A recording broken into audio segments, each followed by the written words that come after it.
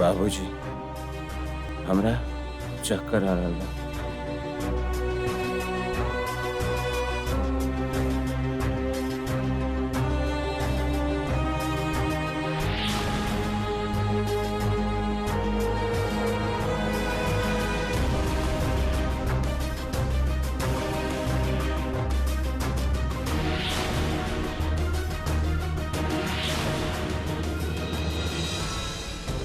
Surgery के बाद इनका एक डोज दिहल जात रहे, एकरा से इनका 7-8 घंटा के अच्छा नींद आ जात रहे और ये डायरेक्ट सवेरे ही उठत रहे। अरे अबू, ही तो ना रहे न वो गोली।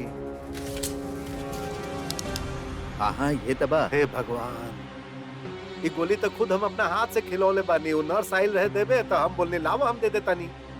ये का हो गई? हट। सर ये तो आपसे गलती हो गई बा। ये दवाई इनका रात में दिहल जाला ताकि इनका आराम मिले और ये फिर ही सवेरे उठे। ये नींद के दवा बा।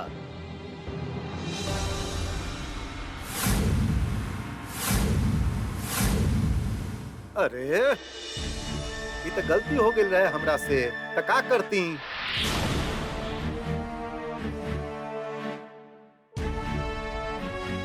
बीच में शादी थोड़ा ही रोक सकत रही। हाँ? यही से आके सबके बता देनी कि सुमिंदर नहीं खे आ सकत।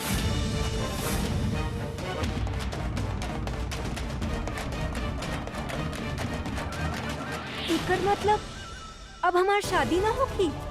अरे हम कहनी कि वर ना आई मन्नू, ई ना कहनी कि शादी ना होगी। लेकिन कैसे दुष्यंत बाबू?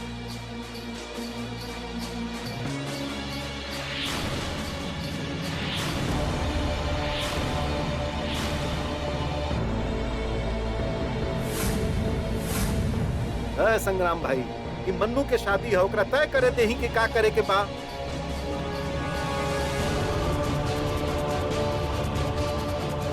ठीक है बोलन, हम करब सुमेंद्र के फोटो के साथ शादी। Will marry.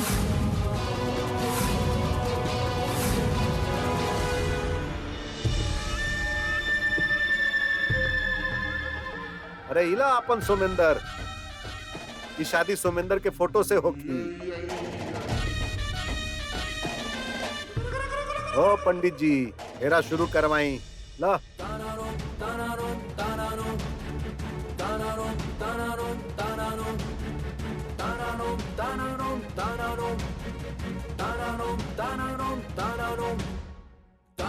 हरि ओम च देवतारा ओम चंद्र बलम तदेवा लक्ष्मी पते ते गृह्यो स्मरामि।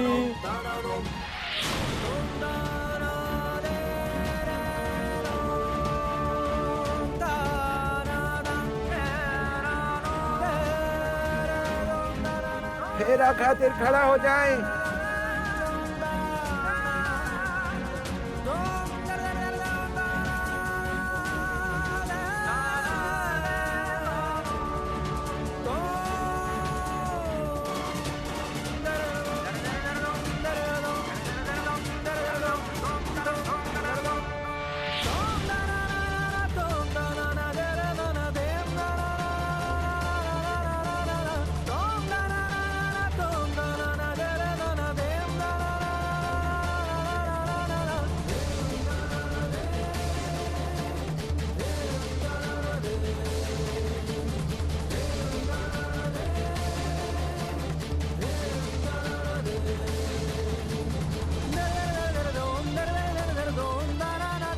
आखिरी फेरा बचल बा, अब एक के बाद दोनों पति पत्नी हो जाए। एक का मजाक बा बाबूजी।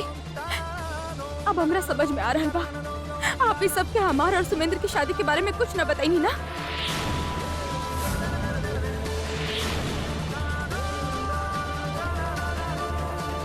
हम बतावत बानी।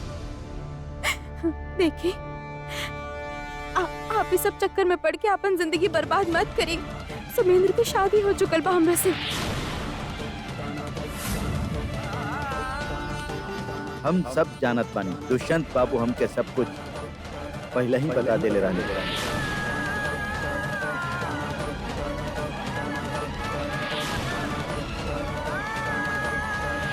का तमाशा बा दुष्यंत बाबू? आप हमरा साथे संग्राम सिंह के साथे खेल खेलब।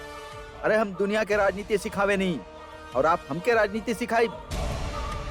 दुष्यंत बाबू ई मत भूली, आप हमके वचन देले बानी कि आप अपन बेटा सुमिंदर के शादी हमार बेटी मनीषा के साथे तय करब। अरे तो हम आजो अपन वचन पे कायम बानी संग्राम भाई, गुस्सा उस्सा मत करी। अरे हम तो ही चाहत ही बानी कि मन्नू हमार बहू बने। ये आप ठीक ना कहनी, ऐसा बड़ बड़ बात करे से कुछ ठीक ना होगी। सुमिंदर के तो पहले से ही शादी हो चुकल बा, अब मनु आपके घर के बहू कैसे बनी?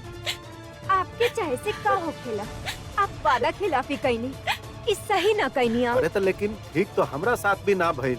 हाँ, अरे वो सुमिंदर के बाला फुसला के दिल्ली में ओकरा से शादी कर लेला सू। पता न का खिला पिला देला सू। अरे हमके तो लागत बा कि वो सुमिंदर पर जादू कर देले बिया, जादू। हाँ, वैसे गए नहीं हम दिल्ली शादी रोके खातिर, और हम अपन एड़ी चोटी के जोड़ भी लगा लेनी। बाकी ना वो छोकरी हमार सारा दांव पेच फेल कर देलस और फेरा ले लेलस सुमिंदर के साथे। अब का बताई, हमके बतावते शर्म आ रहल बा। सुमिंदर बबुआ ओकरा गोदी में उठा के ऐसे फेरा लेत रहन। हमरा से हमार बेटा छीन लेलस और मन्नू से होकर पति। अरे हमनियो तो ठगल पीटल आप ही लोगन के जैसन धोखा खाई महसूस कर रहल बानी। है बेटा मन्नू, मत रोवा, कहा कि दिल से हम तोरे के बहू माने नी। ये के बोलत? हम बोलत हनी बेटा। चाचा जी, हम सुमिंदर के उहे दिन अपन पति मान ले रहनी, जे दिन आप ओकर नाम के लॉकेट हमके पहने ले रहनी। अब वो हमार पति होके रही हैं। हम ही शादी करब। बिल्कुल अडिग रहा। I will marry him.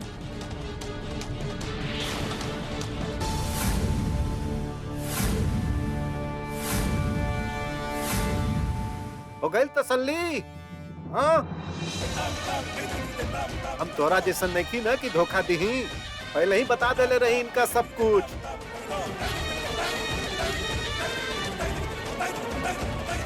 आप आज जे कुछ भी कही नहीं, ओकरा बाद धोखा था आपके खातिर बहुत छोट सा शब्द होगी ना बाबूजी।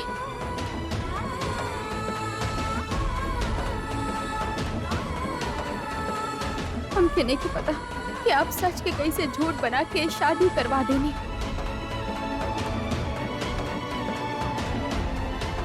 लेकिन इतना जरूर जानत बानी कि आप जे कुछ भी कहले बानी वो बहुत गलत बा। इस तरह से केहू के फोटो के साथ शादी ना हो सकेला। ठीक है बोलल, तू बोल रहल बाड़ू? You telling? ऐसे फेरा ना हो खेला, ऐसे शादी ना हो खेला, तो फिर कैसे हो खेला? गोद में उठा के, जैसे सुमेंद्र जी तो के गोद में उठा के फेरा ले रहले, वैसे हम सुमेंद्र जी के अपन गोद में उठा के फेरा ले लेंगे।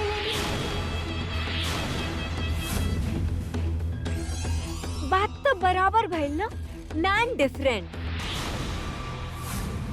फर्क बा, जमीन आसमान के फर्क बा। और वो फर्क बा कि सुमेंदर सरोजनी के चाहेला, ओकरा से प्यार करेला।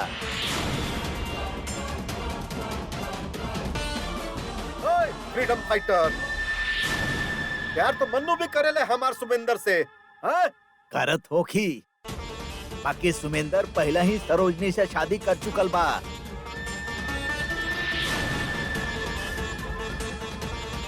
ई शादी हरगिज मान्य ना हो सकेला। काहे तू ई लड़की के जिंदगी के साथे और सुमिंदर के जिंदगी के साथे खिलवाड़ करत बाड़ा। तू तो अच्छा तरह से जानत बाड़ा कि सुमिंदर सरोजनी के चाहेला, वो कबो एकरा अपन पत्नी ना मानी। का बाबूजी, आप भी कुछ भी बोलने जा रहल बानी। देखिए, अगर आप पहले और बाद के बात करी तो पहले आप हमरा घरे आयल रहनी,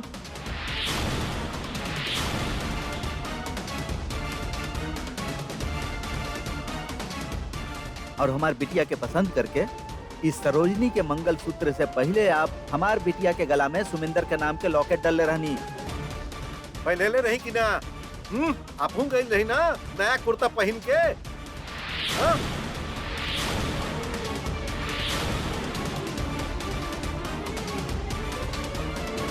तो जब सुमिंदर और सरोजनी के शादी सही बा, तो फिर सुमिंदर और मनु के शादी कैसे गलत हो सकत बा?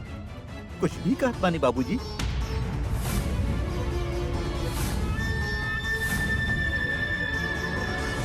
देखी पहले का भइल और का ना भइल ये हमनी के सच में नहीं के मालूम।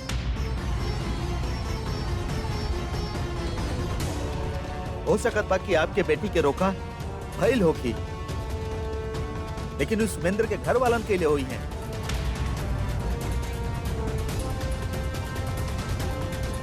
बाकी हमार भांजी से सुमेंद्र खुद शादी के लिए बा।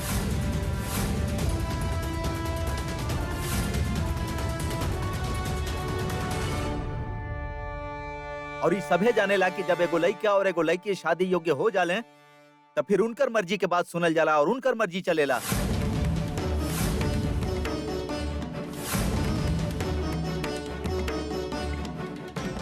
का कहे चाहतानी आप कि हम बेटा पैदा कैनी बड़ा कैनी, बाकी ओकर जिंदगी पे हमार कोई हक नहीं खे ना। अरे अपन इस शहर के चोचला ना उहे के लोग पे चलाई, हमनी गांव के लोग के मत बताई। काहे कि यहाँ बच्चन के मर्जी के पहले बड़ के मर्जी पूछल जाला।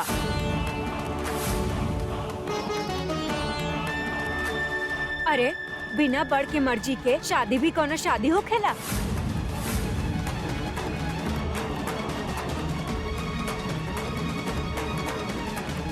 सही कह रहल बाड़ी, हमनी के यहाँ ये सब ना चलेला। लड़की के मामा जी जो विदेशी स्टाइल के बात कर रहल बाने, यहाँ कोई विदेशी स्टाइल ना चलेला, यहाँ सब देसी चलेला और यही में हमनी सब खुश बानी। हाँ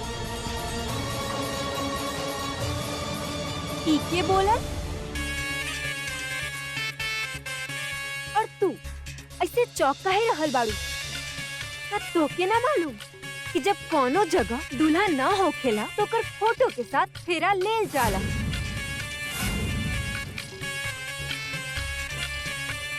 और जब फोटो के जमाना ना रहे ना, तब लोटा या फिर कुर्ता कमीज दूल्हा के कोनो भी चीज के साथे फेरा ले जात रहे।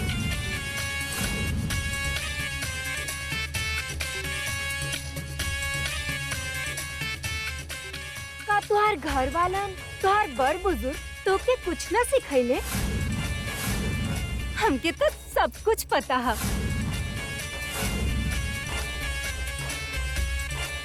वाह वाह मन्नू सब जाने ले, बहुते सुंदर।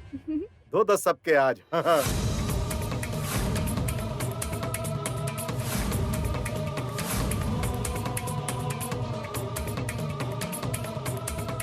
बेटा अब बस एक गो रास्ता बा, यहाँ केहू अब हमनी के बात ना सुनी। हमनी के पुलिस स्टेशन जाके चाहिए, पुलिस स्टेशन जाए हमनी।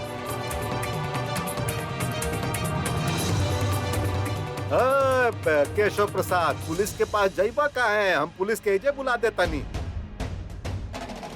हमनी के पुलिस के धमकी दे रहल बड़े संग्राम भाई। हाँ हाँ कुटा जेबा यहाँ पर। ठीक बा, भले ही वहाँ के पुलिस स्टेशन में रिपोर्ट ना लिखल जा सके, लेकिन दिल्ली में जाके तो लिखल जा सकेला ना। हाँ हाँ जल्दी निकला दिल्ली, यह उत्तम होगी। हम तो कब से चाहत रही कि दिल्ली निकल जाए। जा जा दूसरा दरवाजा देखा, उहे कर दिया।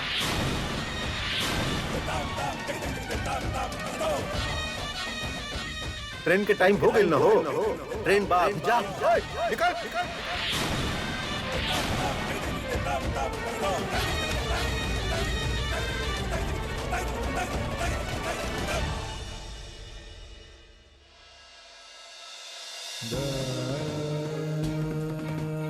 भाभी भाभी संभालिए अपना आपके।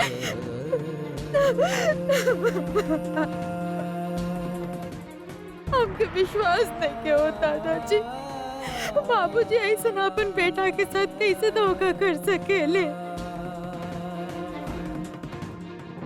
अब हम कहा कहीं बिटिया कहे खातिर तो हम ओकर बाप बानी, बाकी हम आज तक ओकरा समझने की पहले। भाभी हमके तो शर्म आ रहा बा, जाके भी हम आपके मदद ना कर पाइनी, हमरा के माफ कर दी।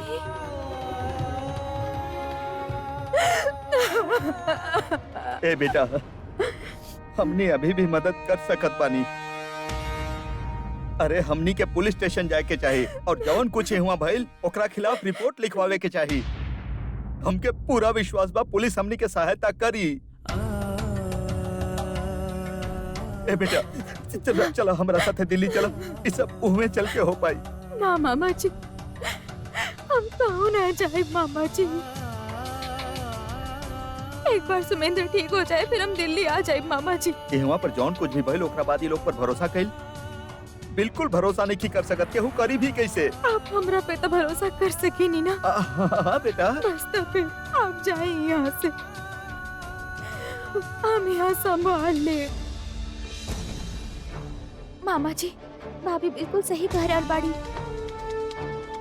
और वैसे भी सब भइल बा काहे कि सुमेंद्र भैया यहाँ ना रहले, वरना वो कभी ऐसा होके ना देते। ठीक बा बेटा, जैसन तोनी ठीक समझा। लेकिन अगर कोनो भी तरह के कोनो जरूरत महसूस होके बस एगो फोन कर दिया, बिल्कुल संकोच मत करिए, हम तुरंत दौड़ल दौड़ल चलाए। ध्यान रखिए।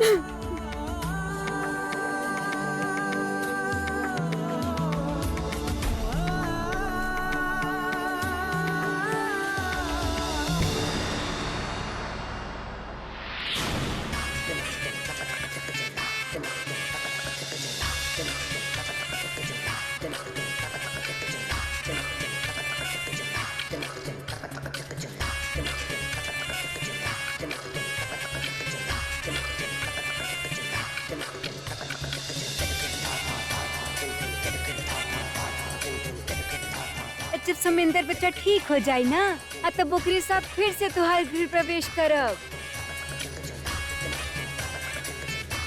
अब बाकी अभी तू बचवा की फोटो हाथ में लेके एक पैर से कलश के गिरा के अंदर आ जा, अब फिर टोकरी में पैर रख के 7 कदम अंदर चलिया। ठीक है, चला।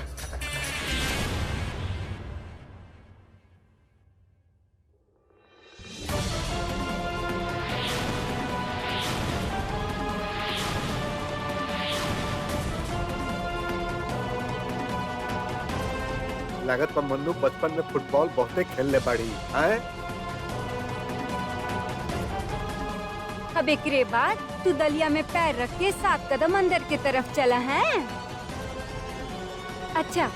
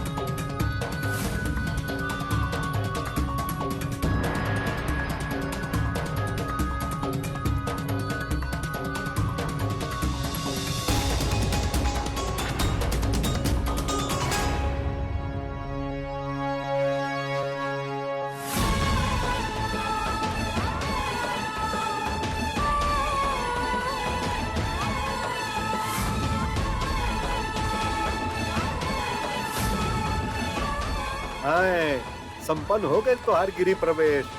आज से तू विधिवत रूप से ही घर के छोटकी बहू बन गयलू।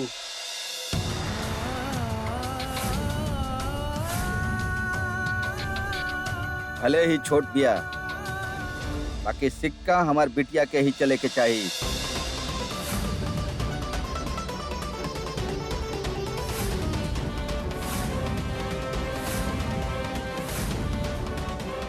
दुष्यंत बाबू, आपके अगर दहेज में कुछ और चाहिए तो बता दी, हम सब भिजवा दे।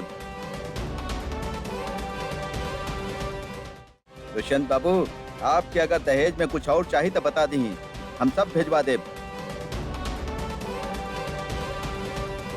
लेकिन ये घर में राज हमार मन्नू बिटिया के ही होके के चाहिए।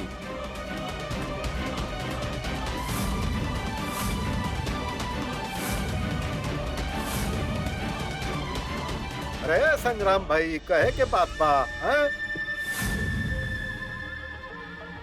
अरे दुनिया माने ले पूरा कि जेकर गठरी मोटी ओकर सर पे मोती। हाँ, हम ऐसे छोटकी बहू बोलनी ना कि वो हमरे छोट बेटा सुमेंदर की बहू बाड़ी ना। बाकी रास्ते एकरे चली घर में। हाँ, एकरा मुंह से निकलल बात सबके सर आंख पे।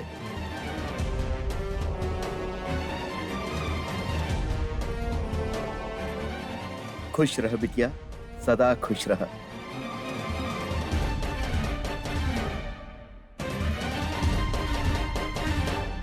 ए, लावा।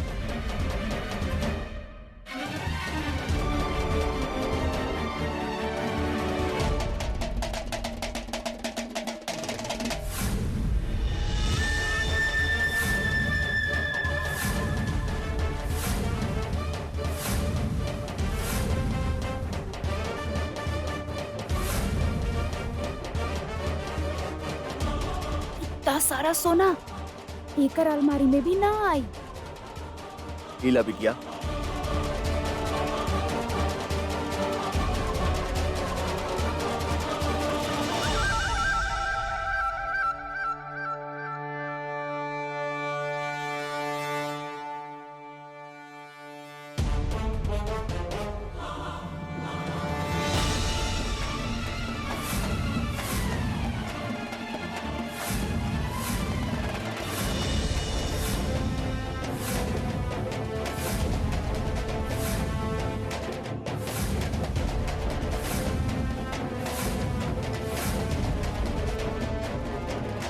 लीला बिटिया,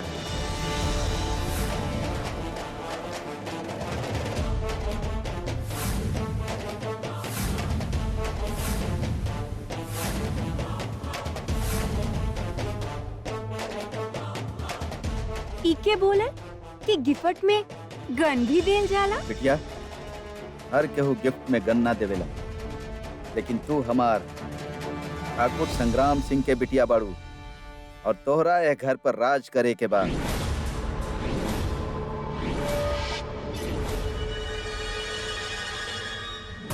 और राज करे खातिर ये जरूरी बा।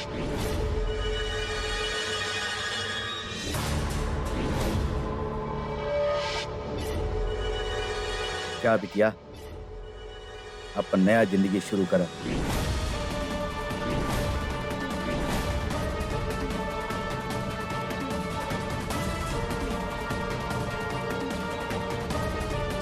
सदा खुश रह।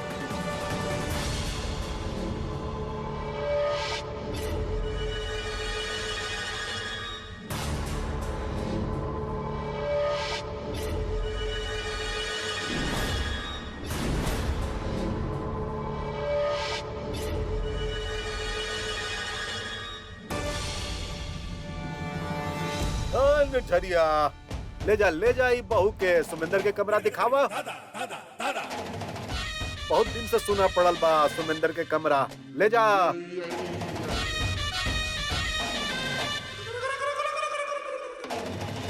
अरे अम्मा, तू का मुंह ताकत बाड़ू, चला जा तैयारी कर, भोजन छाजन चाय पानी के। तनिका देर में मुंह दिखाई के रस्म चालू होगी, पूरा गांव के लोग आई हैं। आवा मन्नू, इके बोला हमसे ना ज्यादा वजन बर्दाश्त ना होखेला। एगो काम करा, तू पकड़ा और ये हम ले ले दानी, ठीक बा? हाँ हाँ, कोनो बात नहीं खे। कहा ना तू दिल के बहुत साफ बाड़ू ना, तारा जे बोले के बा बोल दा। चलन जा। अरे ओए, अब खड़ा रहे से कुछ ना होगी। अब चलो, वो दिखाई की तैयारी में लग जा तू लोग। अब चलो। हाँ।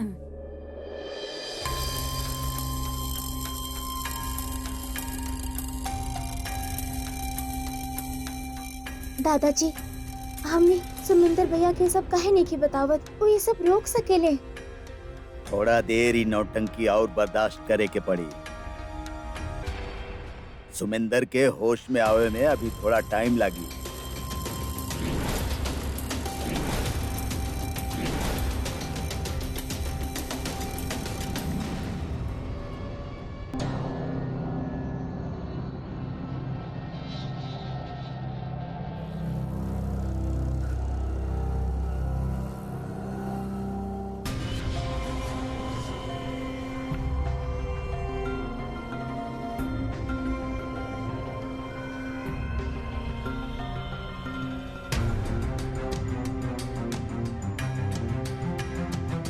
यह हमार सुमिंदर बचवा की कमरा और अब से तुहार भी। और कुछ चाहिए तारा के? ये के बोलल? अब हाँ चाहिए ना, to be alone for some time.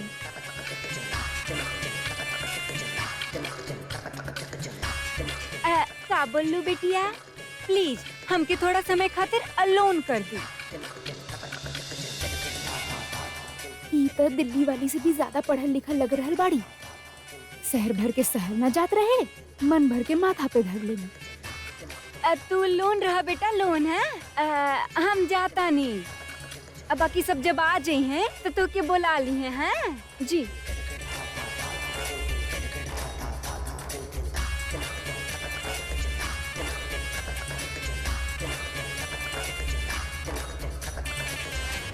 Finally हमार इंतजार खत्म भई।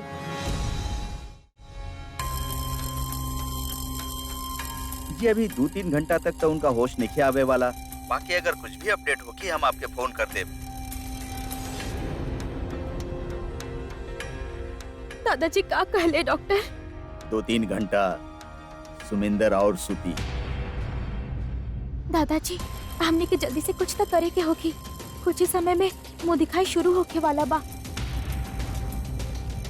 और वैसे भी बाबूजी केहू के भी नहीं खन बतवले कि सरोजिनी भाभी सुमिंदर भैया की पत्नी बाड़ी। सब तो यही सोची है ना कि मन्नू भैया के पत्नी बाड़ी और उनका शादी भइल बा।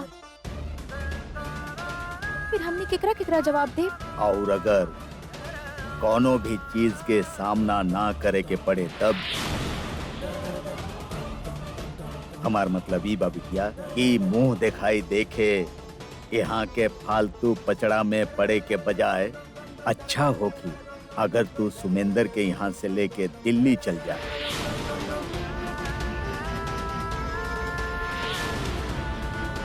ये कैसे हो सकेला दादाजी? आप कैसन बात कर रहल बानी?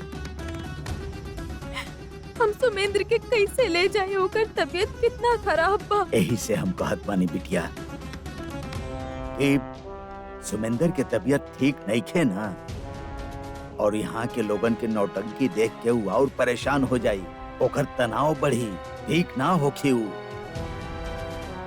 और सच बात तो ई बा बिटिया कि सुमिंदर के तुहार प्यार के जरूरत बा, तुहार देखभाल के जरूरत बा,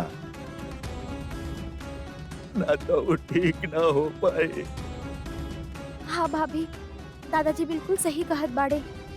आप खुद ही देख ली ही ना कैसे यहाँ के लोग शादी के लेके सम्मति जता रहल बाड़े। यहाँ ऐसे ही होखेला, कायदा कानून केहू ना मानेला और केहू सोचेला भी ना। और संग्राम सिंह वो तो अपन बेटी के खुशी खातिर कोनो भी हद तक जा सकेले। भाभी, आपके यहाँ होखल सुरक्षित नहीं खे। आप भैया के लेके दिल्ली चल जाएं। अब देखा बेटा, फैसला तोरे हाथ में बा। अभी मुंह दिखाई के रस्म में 2-2.5 घंटा बाकी बा और उतना ही टाइम सुमिंदर के होश में आवे में लागी। अब तय तोहरा करे के बा। अगर तू सुमिंदर के साथे अच्छा जिंदगी गुजारल चाहत बाड़ू या यहाँ पचड़ा में फंस के अपन जिंदगी बर्बाद कर चाहत बाड़ू, सोच ल बेटा।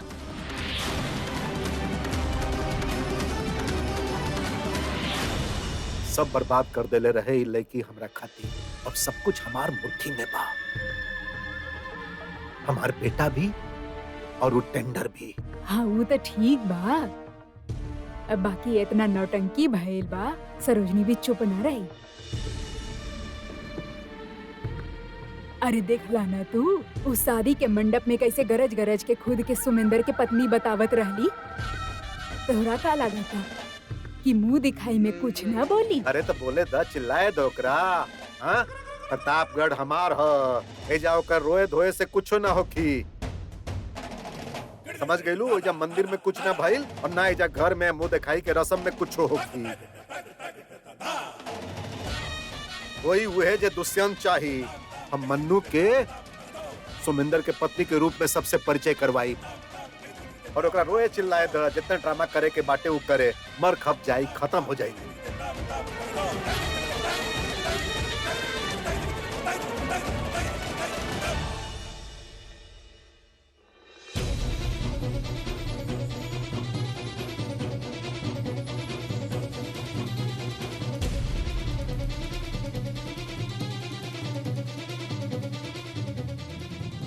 कि आप सरोजनी के हमार बेटा सुमिंदर से पूरा विधि विधान से शादी की अनुमति दी।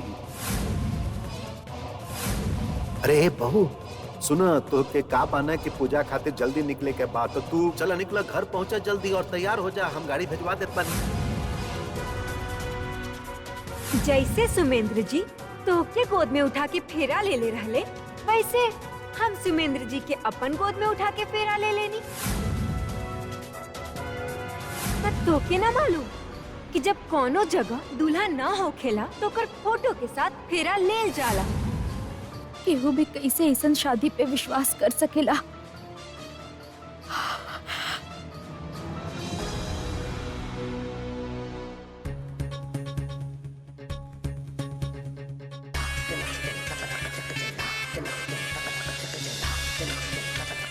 टीके बोलन बिलीव है हमार अपना आप पे और आप पे भी। हम जानता नहीं आप हमके एक्सेप्ट कर ही ले। भली आपके शादी उस लड़की से कहे ना भइल हो, लेकिन प्यार तो हम करे नहीं ना आपसे, वो भी डेडिकेटेड लव। यही से तो अपन लाइफ के साथ इतना बड़ रिस्क ले रहल बानी। और इके बोले जाने नहीं, जौन दिन आपके नाम के लॉकेट पहन ले रहनी, फ्रॉम दैट डे ओनली हम आपके अपन पति मान ले रहनी। अब तो उम्र भर के साथ था, ऐसे थोड़ी छुट्टी है। और हम जाने नहीं कि हम बिल्कुल ठीक बानी।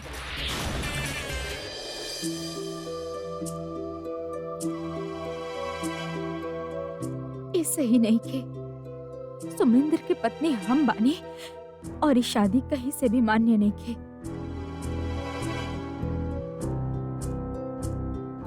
बाबूजी केहू के भी नहीं खन बतवले कि सरोजनी भाभी सुमिंदर भैया की पत्नी बाड़ी। सब तो यह सोची है ना कि मन्नू भैया के पत्नी बाड़ी और उनका शादी भइल बा। एक बार बाबूजी जौन कुछ भी कह देवे, गांव वालन खातिर पत्थर के लकीर हो जाला। हमके ना लागेला भैया के साथ आपके प्रतापगढ़ में रहे दी है। मुंह दिखाई देखे यहाँ के फालतू पचड़ा में पड़े के बजाय अच्छा होगी अगर तू सुमिंदर के लेके यहाँ से दिल्ली चली जा। ये सही रास्ता बा।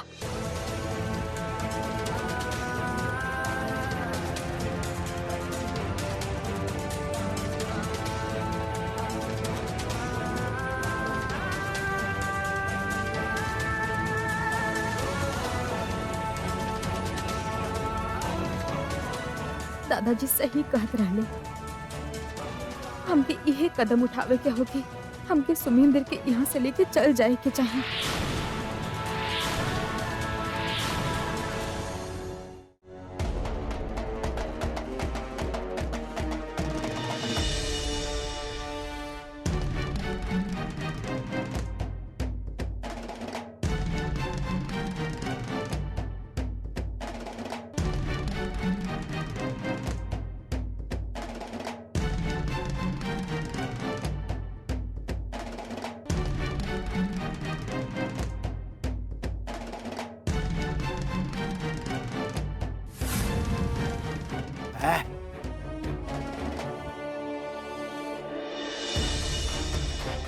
हाँ हाँ, प्रणाम प्रणाम प्रणाम। वाह, हाय हाय हाय हाय, जय हो जय हो जय हो। बाप रे बाप, एकरा कहल जाला लक्ष्मी के झरझर बरसल। देख ला तू लोग, हैं? साक्षात लक्ष्मी घर में आइल बाड़ी। बाप रे। आज हमके लगल कि हम बेटा पैदा कैले बानी और कर मोल कहा न तो वो जादूगरनी के आवे से तो हमार हीरा जैसन बेटा बहरे जैसन हो गए रहे। बतावत हैं? अरे और नहीं तो का। अरे ई शादी ना हो तो ई सब मिले से रह जात हमार बचवा के। का बात बा, इतना सारा सामान। बाबूजी, हम गांव भर में नेवता दे देले बनी मुंह दिखाई खातिर। थोड़ी देर में सारा औरत आवत होगी। अम्मा तैयारी कर। का बना? खाना पीना भोजन छाजन चाय शरबत एकदम दिल खोल के कर। हाँ? कहा कि आज हमनी के असली बहू के मुंह दिखाई है।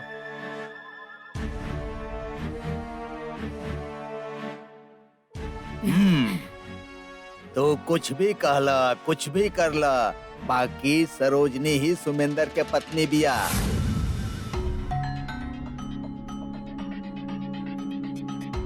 बुढ़ऊ, वो दिल्ली वाले की बात मत कर तू। न लाज न शरम न सहूर,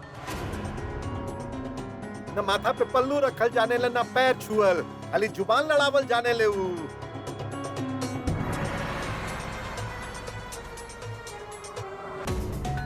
बाबूजी,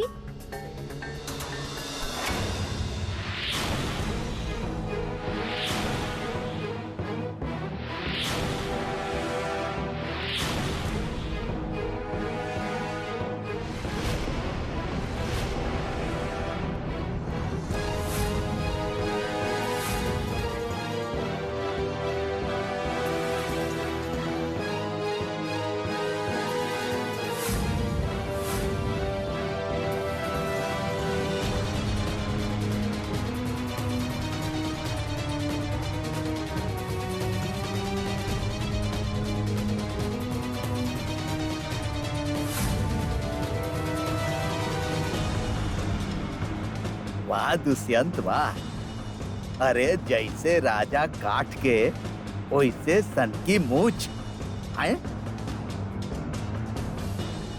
वाह वाह वाह, मन माफिक मिल गई बिया भाई, समझला।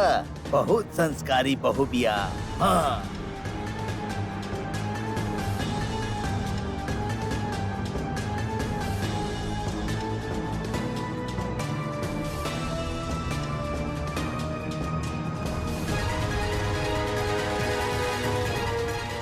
के बोले आप सब हमके ऐसे काहे देख रहल बानी? का हम अच्छा ना लग रहल बानी?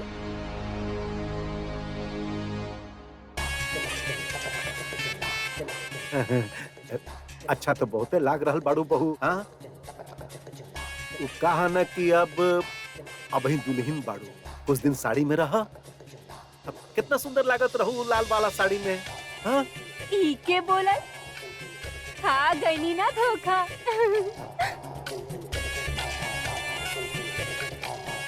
हम पहले ही कहले रहनी माँ से कि ऊ कपड़ा हमसे ना पहनल जाए, लेकिन माँ कहनी मैरिज हा इहा वूहा तो हमके पहने के पड़े। ऊ कपड़न में आई फील सफोकेटेड। हाँ, बहुत गर्मी लगेला, हमसे तब बिल्कुल ना पहनल जाला।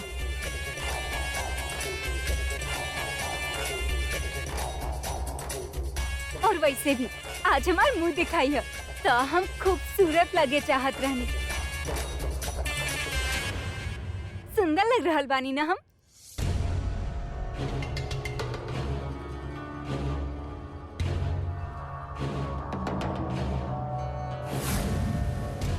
हमरा त आईना में देख के ही पता चल जाला कि हम सुंदर दिख रहल बानी कि ना। ई के बोले? हम ना आपके जैसन कपड़ा संभाल ही ना सकेनी, उमे हमार खूबसूरती खाक दिखी का?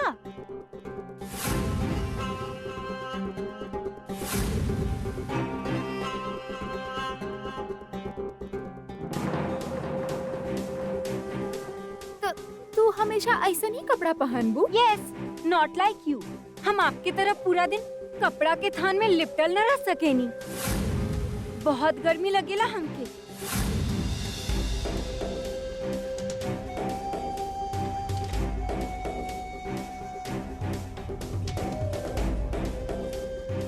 ला, एगो और आ गई, कपड़ा के थान में लिपटल।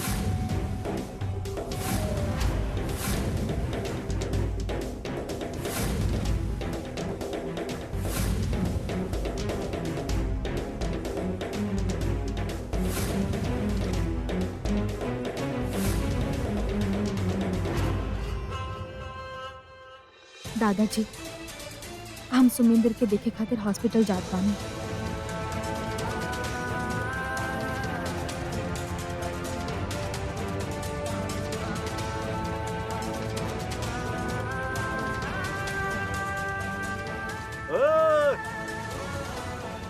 कोनो जरूरत नहीं खे जाए के। ओकर देखभाल अच्छा से हो रहल बा। अभी सूत रहल बा, चैन से सूते दो ओकरा।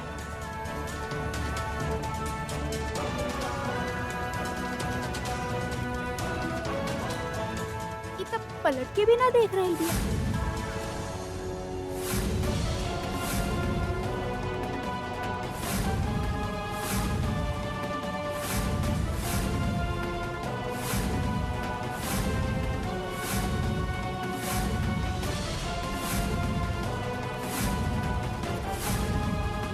तू हमार पति से नइखे मिलबू।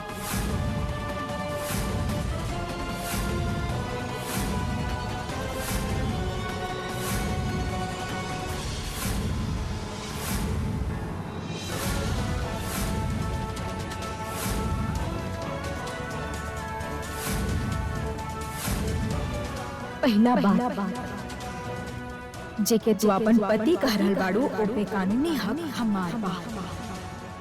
और दूसर बात, सुमेंद्र से मिले से हमके केहू ना रोक सकेला।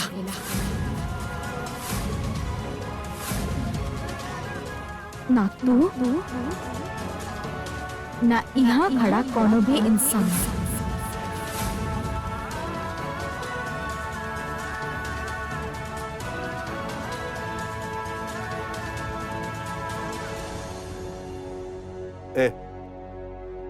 इंसान ना सही, परंपरा तो रोक सकत बा ना।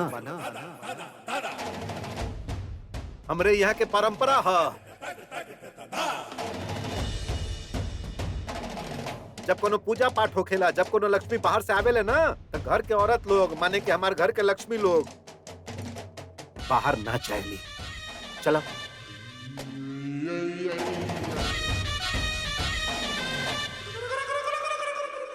का भइल?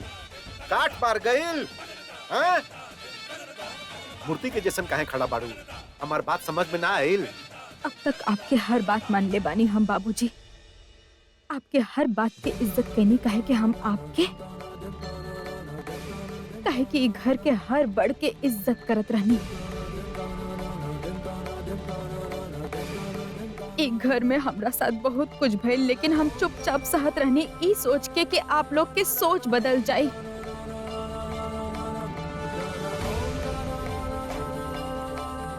यही से आप जे कुछ भी कहनी ओकरा दकियानुसी परंपरा समझ के भी ना चाह के भी हम कहीं नहीं।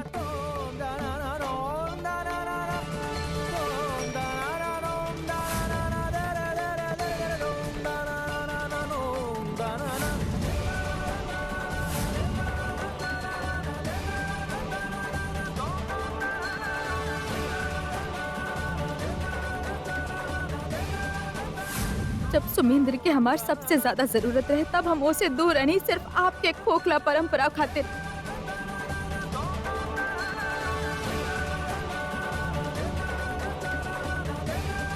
माफ करो बाबूजी,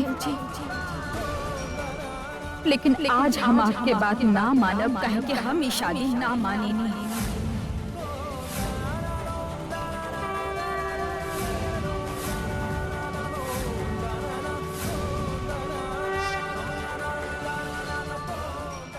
यही से आपके कोनो भी परंपरा से हमार कोनो लेना देना नहीं है।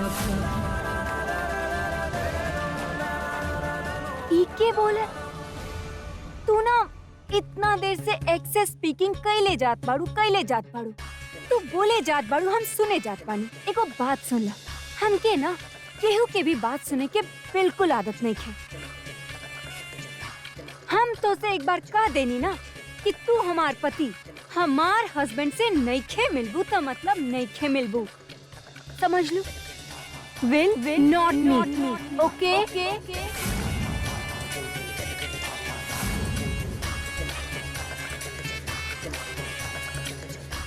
अरे अम्मा जी, आज तक फिल्म में देखले रहनी दो औरतन के एगो मर्द खातिर लड़त। आज तो अपन आंगन में देख रहल बानी, लागता तरक्की कर रहल बानी हमनी।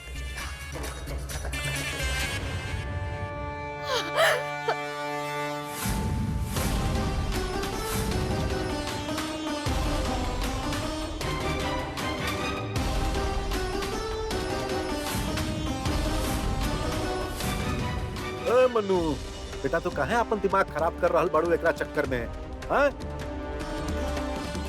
अरे ही तो एजा मूड खराबे करे खातिर आयल बिया दिल्ली से। मनु, एकरा जाए ना दे, अब हम निश्चिंत रह तू।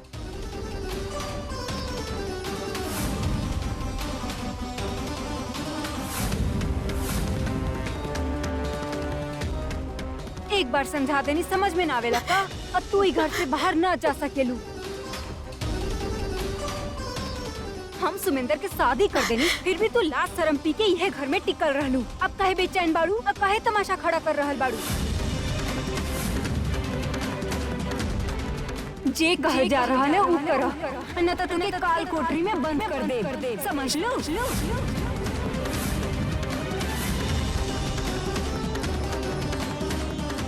सरोजनी बिटिया, देखा आज तक तू हर बात मान ले बाड़ू, ये बात भी मान ला। सुमेंदर से फिर कबो मिल लिहा, और बिटिया वैसे भी सुमेंदर अभी सुत रहल होखी। इस सही समय नहीं कि अभी हॉस्पिटल जाए के।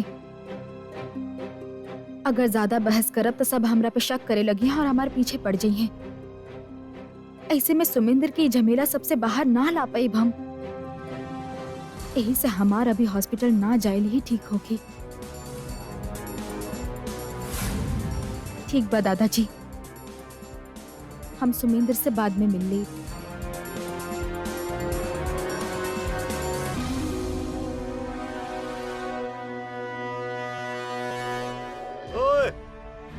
चलो जा जा, ओए निर्झरिया जा, सब तैयारी में लग जा तू लोग। जब तक रही नहीं जा, यह सब ड्रामा नौटंकी चलत रही। यही से अब एकर चक्कर में पड़े के जरूरत नहीं खे, ज्यादा समय नहीं खे बचल। अब चलो।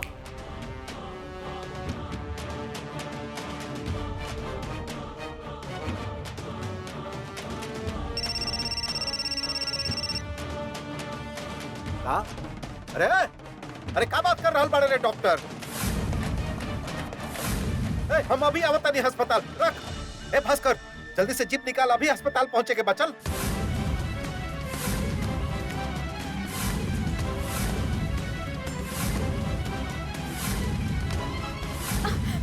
बाबूजी, सुमेंद्र ठीक तो बाना? ओए, तू सवाल जवाब मत करा और अपन काली जुबान से हमारा रास्ता नहीं काटो, समझ गई लू?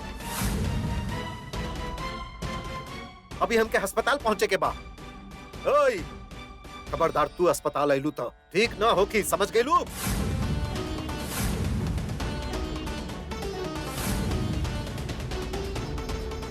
अब तू कम मुंह देख रहा बड़े, चल गाड़ी निकाल। हाँ जी। बाबूजी अब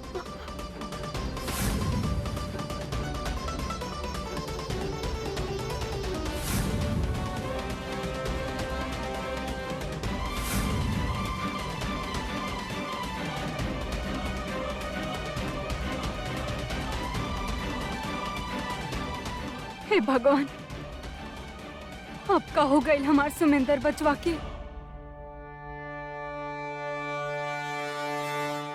अरे हमार क्यूटी क्यूटी सासू माँ हमार सुमेंदर जी के चिंता करत अब कितना क्यूट लगे नी।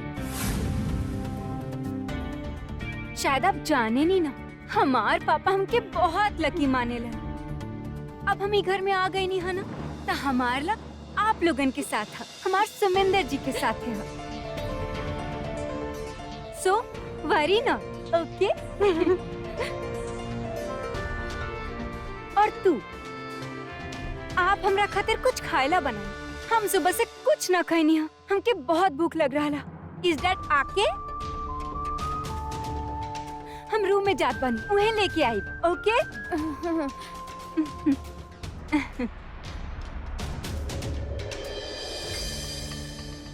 हाय राम, वहाँ फोन आवे के बाद बाबूजी के जान सूख रहल बा और एकरा भूख के पड़ल बा।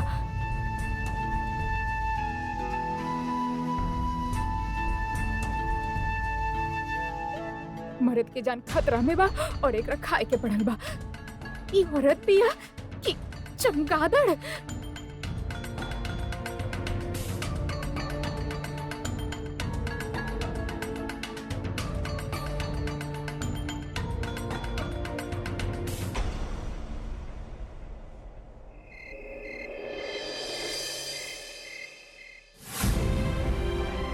भाभी खाना तो खा ली ना? ना इंदिरा दीदी, हमरा बिल्कुल भी भूख नहीं के। हमार मन बहुत ज्यादा घबरा रहल बा। जौन तरह बाबूजी फोन पे बात कैला के बाद घर से घबराहट निकलले, ऐसा लागल जैसे डॉक्टर कुछ बुरा कहले होखस। पता ना कैसन होखी सुमेंद्र, का कहले होखी है डॉक्टर। भाभी आप चिंता मत करिए, सब कुछ ठीक हो जाए।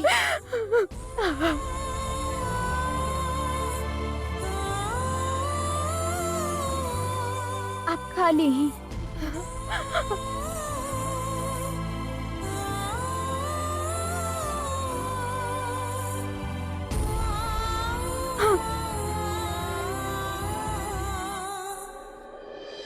दुष्यंत जी, ये हमनी के सीनियर डॉक्टर बाड़े। दुष्यंत के केस कॉम्प्लिकेटेड होखे के वजह से उनकर केस अभी हैंडल करत बाड़े।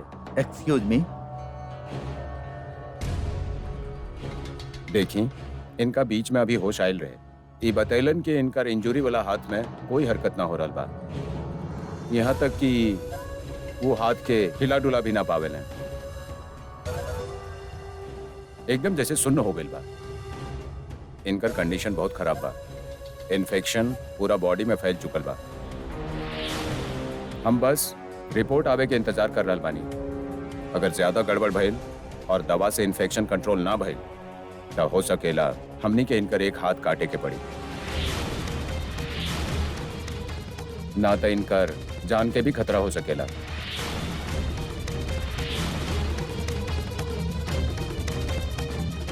अरे कब बात कर रहल बनी डॉक्टर साहब? अरे बाप रे बाप, इतना अब जे भी करे के बा करी, कुछो करी, लेकिन हमार बचवा के कुछो ना होके के चाहिए।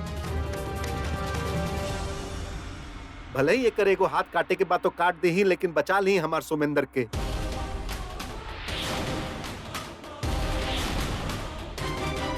अरे अब हमार शकल का देख रहल बानी, जब जाके बुलाई अपने से बड़ डॉक्टर के। हम पैसा के इंतजाम कर रहल बानी, जाई। जी। ए भास्कर, हाँ जी बाबूजी। तू जल्दी से घर भाग और जाके अपन महतारी के खबर दे। जी बाबूजी। अरे अरे जा ना।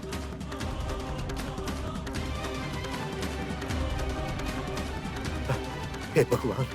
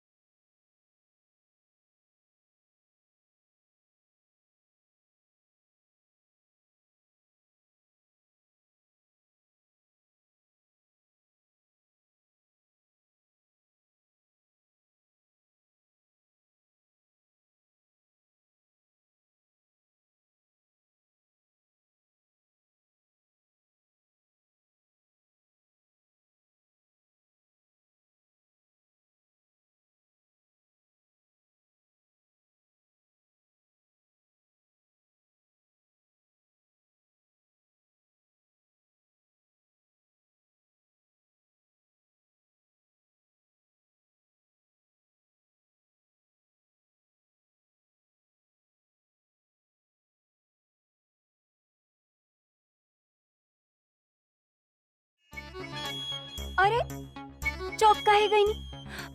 उ का है ना अपन शादी में हमके नाचे खातिर ही न मिलल, तो हम सोच रही कि अब अपन अरमान पूरा कर ली। काहे? सही बात है ना? पर सुमिंद्र बबुआ तो अस्पताल में ओह बानी। वाह, इतना सारा खाना। एगो काम कर, प्लीज वहाँ रख दो। और हाँ, जे तोहार देवर जी बाड़े ना, हमार पति वो हमसे जुड़ चुकल बाड़ी, तो का है ना अब यमराज भी हमके उनसे अलग न कर सकेले, समझ लो। खाना वहाँ रख दो।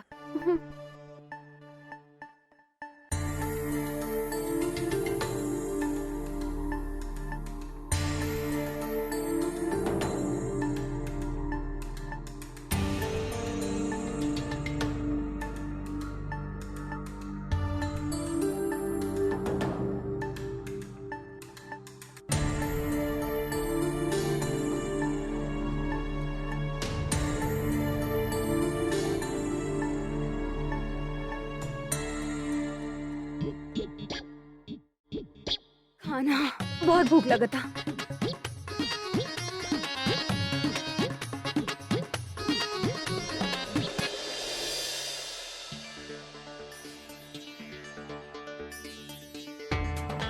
तारा का लगा था निर्जरा? का भई लोखे कि दुष्यंत भागल भागल गई? हमके का पता अम्मा जी, हमार तो दिल डर से बैठल जा रहा है। ना जाने कैसन लड़की भी आई मन्नू। पति अस्पताल में बा और चैन से बैठल दिया। अरे का भइल? अब कहाँ बड़बड़ात जात बाड़ू? अरे अम्मा जी, हम का बताई, पता ना कौन मिट्टी के बनल भी आई मन्नू। देवर जी अस्पताल में बाड़े, वो अपन कमरा में ना जाने कौन सन धुन बचा के देवर जी के फोटो अपना हाथ में लेके न्यू न्यू करके नाच रह दिया।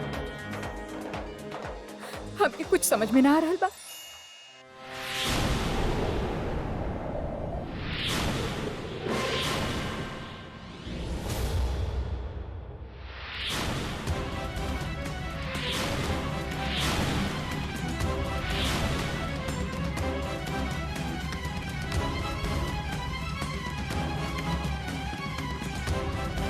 ई खाना के बनैले? एकदम घटिया खाना। ऐसन खाना तो हमार घर के जानवरन भी ना खाएला। हम ना बनेले बानी, हम भी ना बनेले बानी और निर्जरा भी ना। जे भी बनैले है ई खाना बहुत ही घटिया। एक बाइट भी हमार गला से नीचे न उतर रहा।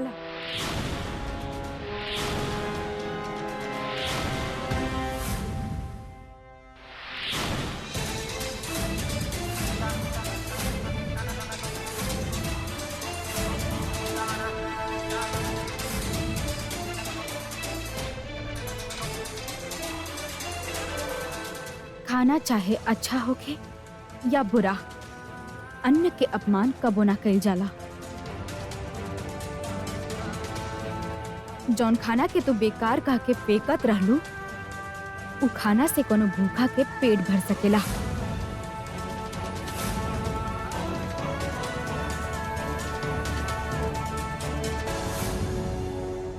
ई के बोले भूखा के पेट भरे कि तोहार? हमके ई बात में कोई इंटरेस्ट नहीं है। हमके बस इतना पता है कि हमके बहुत जोर से भूख लगा था। जौन घर से तू आयल बाड़ू ना, वहाँ ऐसा खाना बनत होगी, हमार घर में ना बनेला। और हाँ, अगला बार से हमके अन्न के ऊपर लेक्चर मत दिया, ताकि हमरे यहाँ गाय बैल भी अन्न ही खाएला, समझ लू?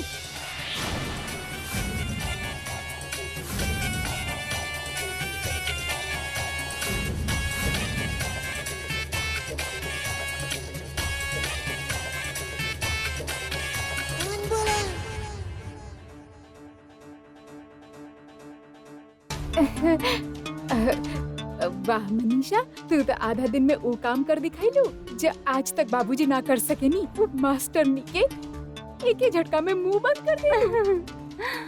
अब वाह हो गई होके, तो आप जाके हमरे खातिर कुछ खाएला बनाई। हमके बहुत भूख लग रहा है, भूखे मारे हम पागल हो जाए। अरे नाना बहुरिया, ऐसा ना कहा, हम तारा पागल होके देव का। तू जा अपन कमरा में आराम कर, हम अपन हाथ से खाना बना के भेज देता नहीं। हाँ ध्यान रखब कि खाना बहुत टेस्टी होके के चाहिए। ओके ओके।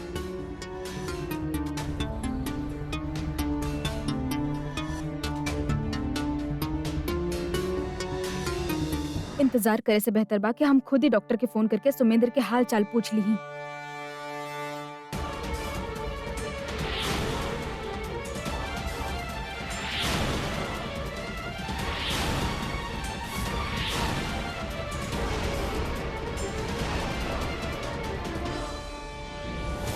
इके बोला ऐसे का देख रहा बारू? दिस नाइफ बहुत धार है में, और इके बोला कि झट से कट जाए। हम तो एप्पल काटे के बात करत रहे, तो के का लगल हम तोहार बात कर रहल बानी।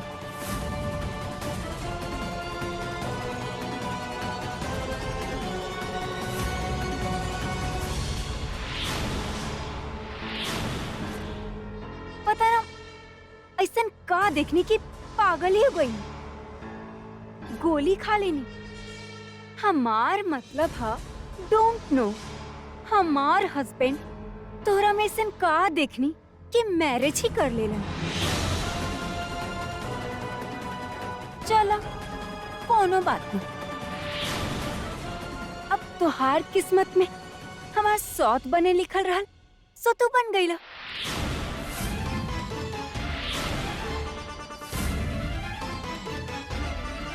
आप हमरा खातिर ऐसा कोनो भी शब्द के प्रयोग ना कर सकेनी। हम केहू के सौत नहीं की। इके बोले तो तोहार कहे के का मतलब बा कि हम तोहार सौत बानी? जैसे आप सुमेंद्र के तस्वीर से शादी करके जौन मूर्खता कैले बानी, उस शादी के हम ना मानी नहीं, तो सौत बने के तो सवाल ही ना उठेला।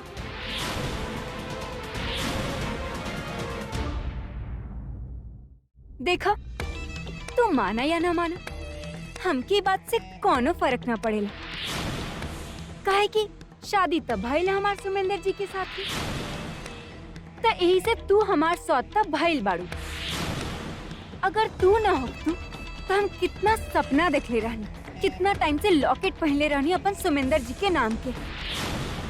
क्यों बारात लेके आई है घोड़ा पे, बॉम्ब फटिए, पटाखा फटिए, गोली बजी, लेकिन तुहार वजह से हमारा सारा सपना टूट गए, सब ब्रेकिंग हो गई।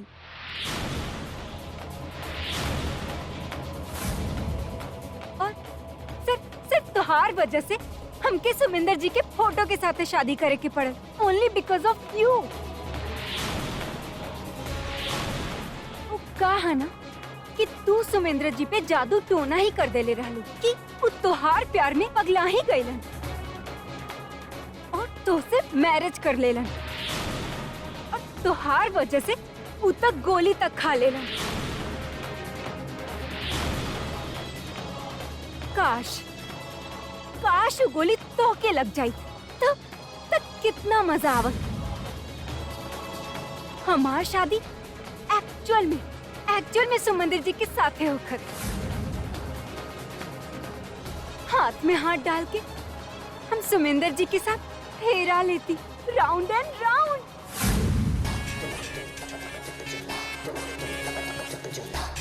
और फिर फेरा के बाद हम चुपकी सुनकर हथेली में चिकोटी काट लेती। वो love style, love is great, love is God.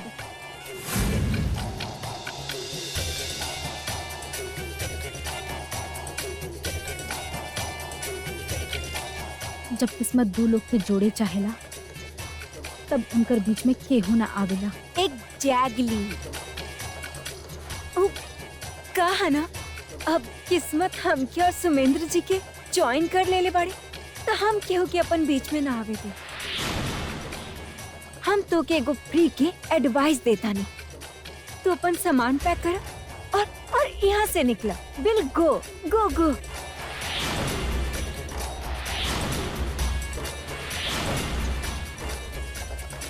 कहा ना, अगर हम गोली चलाए तो तुहार कोनो चांस वा ना हा बच्चे के। हम सीधा ऐसन जगह पे मारब कि बीच में केहू भी ना आ पाए। तू देख ला, थिंक एंड डिसाइड कि तू का करे चाहताड़ू। गोली खाए चाहताड़ू या फिर दिल्ली जाए चाहताड़ू। डिसाइड एंड टेल।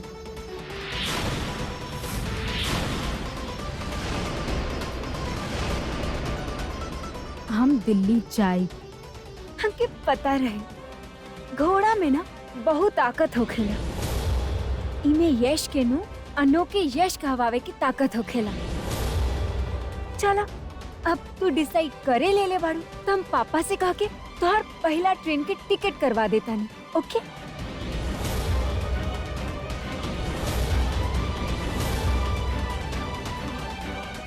हमके फ्री के एडवाइस देवे खातिर शुक्रिया, लेकिन हमरा साथ साथ सुमेंद्र के टिकट करावल मत भूलिया।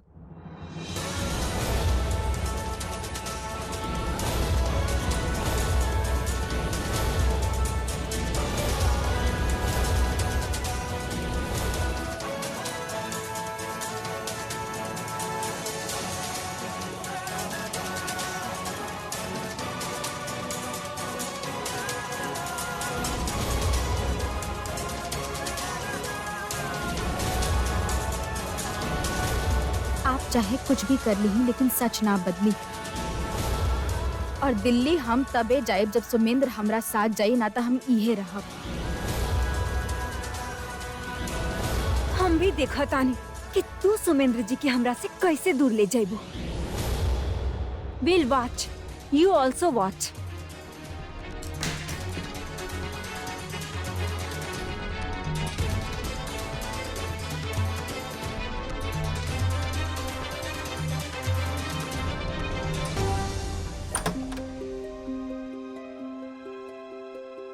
हम स्पेशलिस्ट के बुलेले बानी, वो अभी आवे वाला होगी। ठाकुर साहब, आपके घर से फोन। जरूर है वो मास्टरनी के फोन हो की। काट दी। वो कहा ना कि हम घर वालन के परेशान नहीं की करे के चाहत। काट दी, काट दी।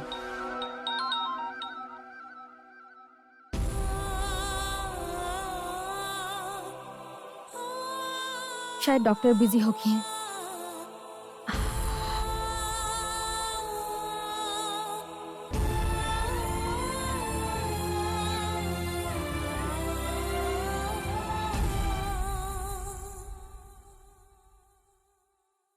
अरे का करल बड़े, का हाथ सुन पड़ गए। अरे धीरे बोला अम्मा, केहू के पता ना चले। ये खातिर आंगन से खींच के तोरा के रसोई में ले आयल बानी, और तू बाड़ू की फटल बांस के तरह चिल्ला रहल बाड़ू।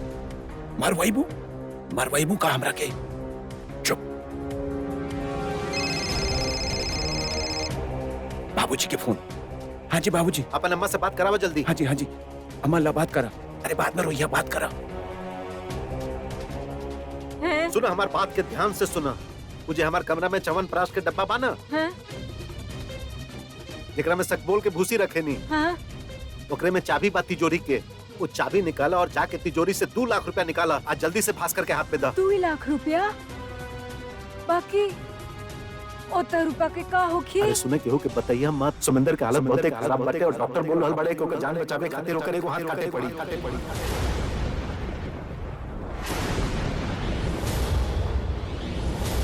अरे अभी 5 मिनट पहले हम भास्कर भैया के घर में घुसत देख ले रहनी, अभी कहाँ चल गए?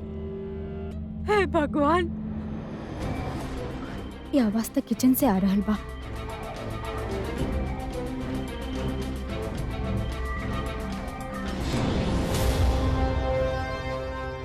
हमार बचवा के हाथ काटे के पड़ी। हाँ हाँ, ई का कहत बानी, हमार बेटा के हाथ कैसे काट सकेला नु? हाथ में जहर फैल गइल बा।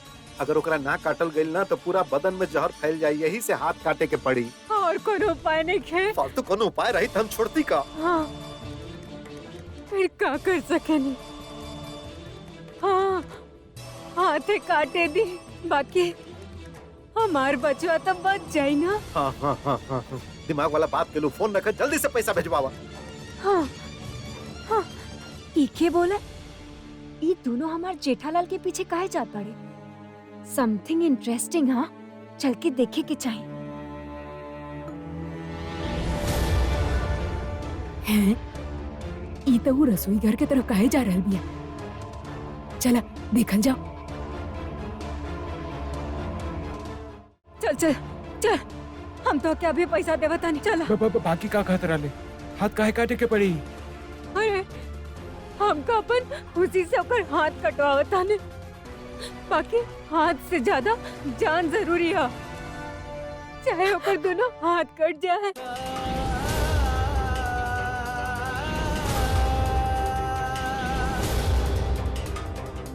अरे हम बानी ना, हम करब ओकर सारा काम। हम ओके अपन हाथ से खिलाए, हम करब ओकर सब काम।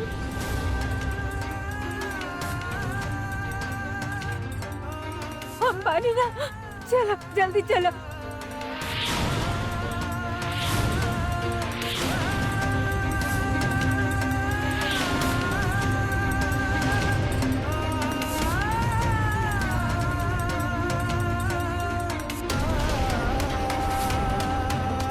माजी का भइल बा सुमिंद्र के? आप इतना बड़ बात काहे बोलनी?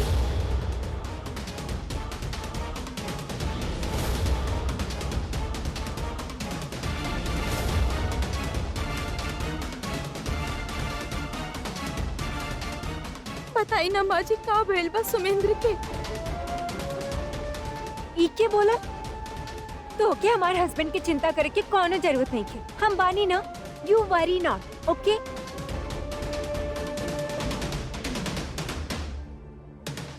और सासू माँ, आप काहे स्पीकिंग बंद कर देनी?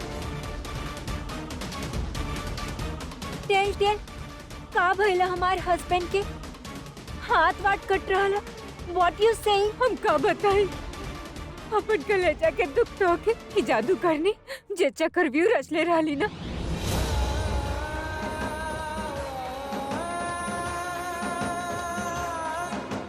ओकर वजह से हमार बचवा के चोट लगल, वही कारण से ही सब हो रहा है।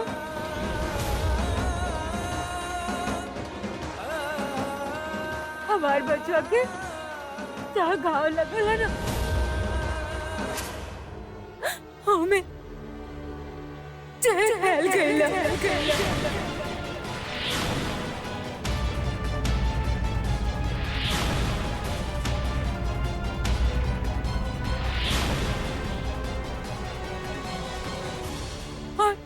और डॉक्टर साहब कहले बानी कि अगर बाजू काटनी ना तो पूरा शरीर में जहर फैल जाए।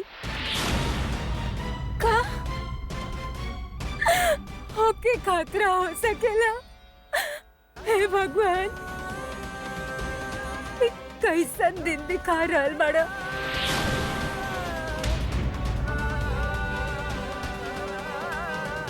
हम का करी?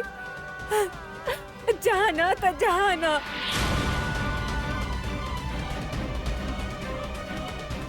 एगो बाजू खातिर अपन समेंदर बचवा के जान तो जोखिम में ना डाल सके नी ना। माँ जी, लेकिन ऐसा कैसे हो सकेला कि एकर कोनो इलाज ना होके?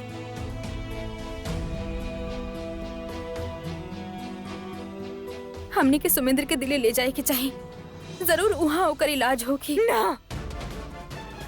अब हम तोहार कोनो बात ना सुनब।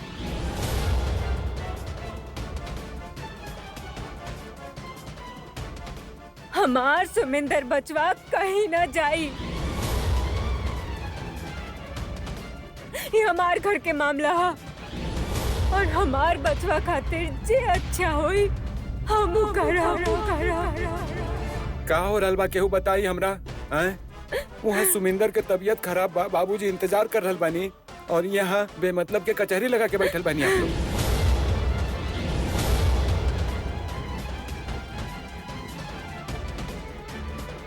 आपके सुमिंदर के परवाह बा की ना? केहू के परवाह बा की नहीं खे?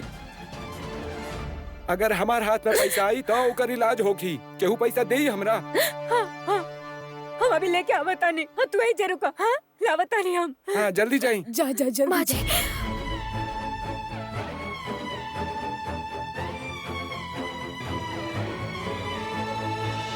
दादाजी दादाजी आप तो हमरा पे भरोसा करी, समझाई इनका।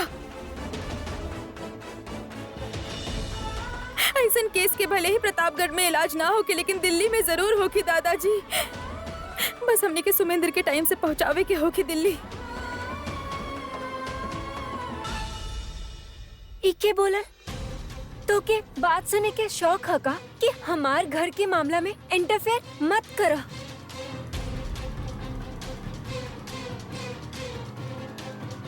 मत बोला, चुप रहा ना थोड़ा तू। डोंट इंटरफेयर, ओके? हिला ला और अब ये जा। जा जा जल्दी जा। अरे हटा।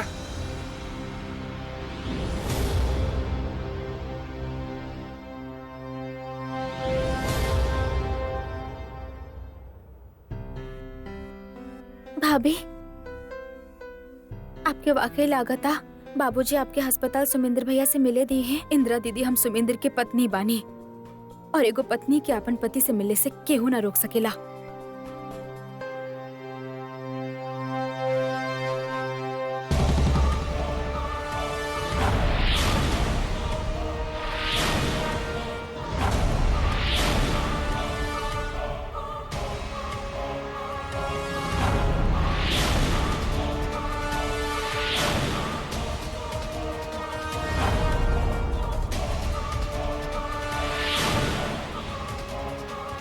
इके बोला तू हॉस्पिटल ना जाबू सुमेंद्र जी से मिले,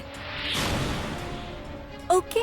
मनु भाभी के जाए दी ही, हम आपसे विनती करत बानी। इके बोला तो के तोहार भाभी बहुत प्यारी बाड़ी ना, बेरी टेंशन होखेला ना इनका, तो इनके कहा कि हॉस्पिटल ना जाए। हमार हस्बैंड से सिर्फ हम ही मिलो, ओनली मी।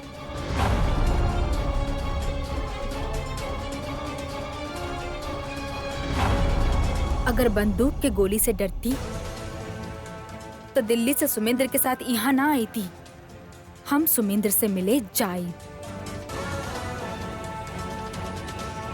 देखा देखा हम कर रहल बानी, रुक जाना तब फायर हो जाए। भाभी रुक जाए। हमार हाथ घोड़ा पे छटपटा रहल बानी, हमसे फायर हो जाए। कर रहल बानी, स्टॉप। भाभी मनु के भरोसा नहीं कि रुक जाए। स्टॉप।